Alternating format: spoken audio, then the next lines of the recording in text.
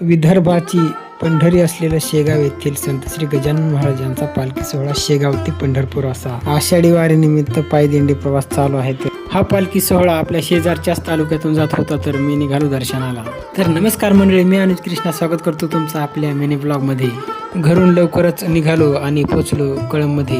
पालखीचा दुपारचा 20 कळंबच्या जवळ गोविंदपूर येथे होता. ही दिंडी 33 दिवसामध्ये 750 किलोमीटरचा प्रवास करून आषाढीला पंढरपूरमध्ये दाखल होत असते. अतिशय शिस्तप्रिय दिंडी म्हणून या दिंडीची एक खास ओळख आहे. जात धर्म पंथ या पलीकडे माणुसकीचा झरा वाहता करते ती म्हणजे वारी. अवघे गरजे पंढरपूर, चालला नामाचा गजर, टाळ घोष कानी येती ध्यानी विठ्ठलाची मूर्ती. पंढरपूरची वारी म्हणजे वारकऱ्यांनी वर्षभर जपून ठेवलेली शिदोरीच जणू. कोणत्याही पालखी मार्गावर असे आपल्याला अन्नदान करणारे अन्नदाते मिळत असतात. घरून मी पण उपाशी पोटी चाललेलो, त्यामुळे मी पण लाभ घेतला. दिंडीतील विनेकरी म्हणले, बाळा माझा पण एक फोटो काढ. मग काय, काढला फोटो. पालखी जिथे कुठे विसावायला असते तिथे पंचक्रोशीतील लोक अशी गर्दी करत असतात. तर या ठिकाणी वारकऱ्यांना आणि पंचक्रोशीतील भाविकांना असा महाप्रसाद दिला जातो. तर मंडळी, चॅनलवरती नवीन असतात तर चॅनलला सबस्क्राईब करा आणि आपल्या इंस्टा आयडीला फॉलो करा. धन्यवाद.